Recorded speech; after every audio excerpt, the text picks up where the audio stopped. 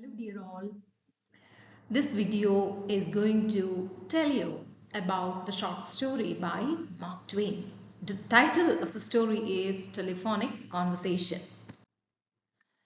Before talking about what happens in the story Telephonic Conversation, let us take a look at the author Mark Twain. Mark Twain is an American writer and he's known for his novels and short stories.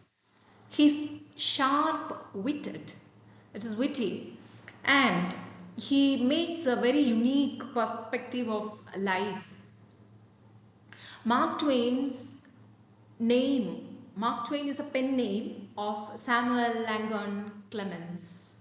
So you should remember the pen name of Samuel Langdon Clemens, that is Mark Twain.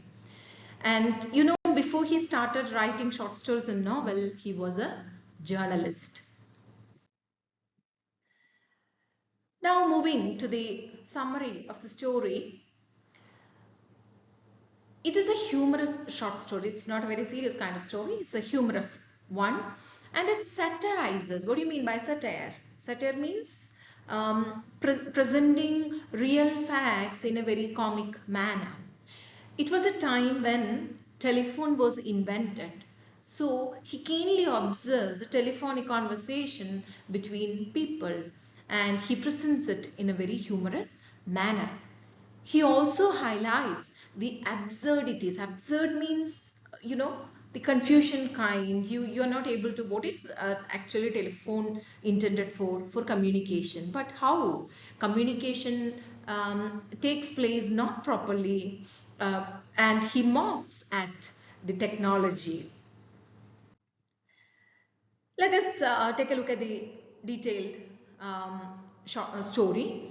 It is narrated by an unnamed male character. The story is told to us by a male character. Name is not known. What is he doing? He is overhearing a conversation between his wife. Probably, we don't know. It is given just a female. Okay. So it is between his wife and Mr. Bagley. Narrator is not involved in the conversation. He's sitting and listening to the conversation of his wife. He's not able to hear what is happening on the other side. And he imagines from the response given by the lady on his end, and he's assuming what would be the question or the answer from the other end. Now the conversation is ongoing. Wife is trying to communicate with Mr. Bagley through the phone. And in those days, you need an operator. You can see here the two-piece phone. You cannot connect very easily to the people on the other end. So you need an operator. Here, this male unnamed narrator acts as the operator and he mocks at women because even women are not able to get a call connected to the other end. So he's helping. And when she started conversing, the whole conversation is broken. It is fragmented and is confusing. Wife can only hear Mr. Bagley's voice, not the narrator. And there is misunderstanding and awkward exchanges. The call begins. The conversation is going on. Wife begins asking the narrator to connect to the other person who is Mr. Bagley, their business associate or someone who is staying in downtown. Twain is mocking at the unfamiliarity people had with using the telephone. Even at present, you might feel how elderly people are not very friendly with the Android kind of phone. So you have to interfere and teach them. In the same way, in the beginning stage, there was some difficulty with people to follow the process in which you can connect over phone. There is miscommunication going on. How can you understand that there is miscommunication going on between this lady and Mr. Bradley? Because she keeps on asking what. She says yes, okay, no. This is the way she repeatedly says. And this indicates the conversation is not very smooth.